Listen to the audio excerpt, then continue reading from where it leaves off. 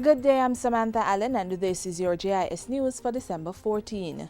Payments to special pensioners, invalidity and widows and widowers, along with special children and orphan beneficiaries, will be increasing on January 10, 2013.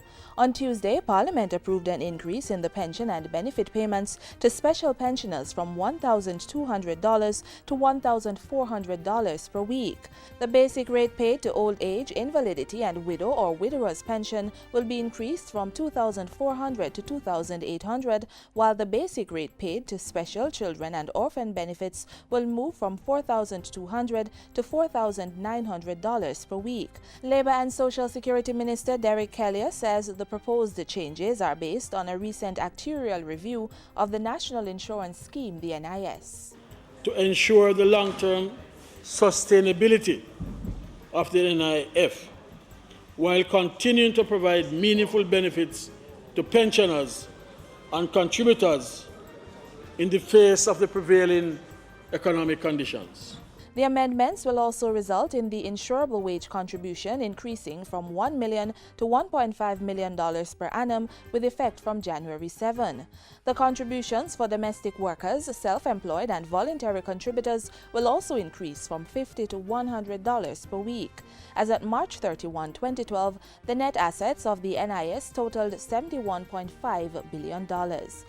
Compulsory professional development is to become a condition for the relicensing of teachers. Education Minister Ronald Thwaites made the announcement earlier this week, saying the current optional status was expected to change when the Jamaica Teaching Council bill comes into effect next year. This is not to be seen as any penalty or sanction, rather it is to be seen as bringing the teaching profession into the same level of professional pedigree as lawyers, doctors, and many others. Government is continuing to work on the child diversion policy as part of efforts to keep children out of police lockups. Youth and Culture Minister Lisa Hanna gave the update at Wednesday's Educational Achievement Award ceremony for children in state care.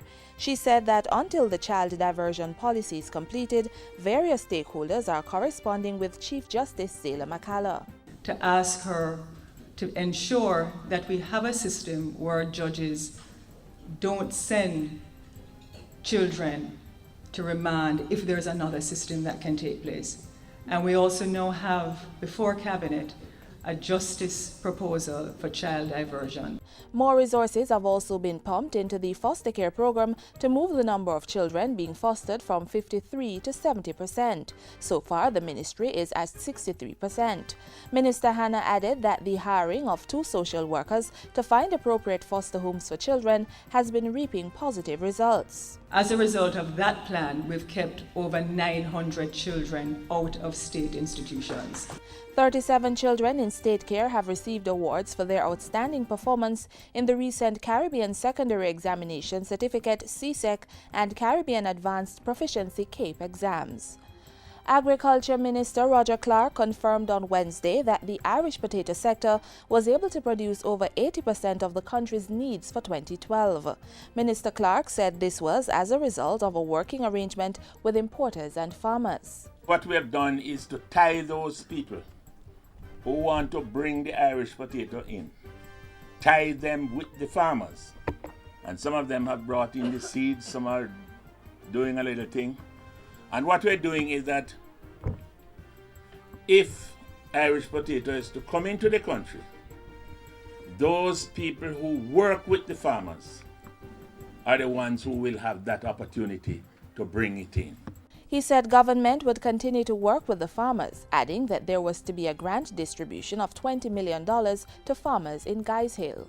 And finally, Prime Minister Portia Simpson Miller has challenged Jamaicans in the Christmas season to give what they can to charitable organizations like the Salvation Army. I want to, as Prime Minister, to make a special appeal to all Jamaicans who can afford. Wherever you see the red kettles throughout the season, make your contribution to the work of the Salvation Army.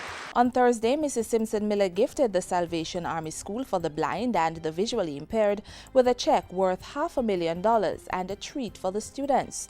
Pointing to the group's recent assistance in recovery efforts post-Hurricane Sandy, Mrs. Simpson Miller thanked the Salvation Army for its invaluable contribution to the nation and humanity.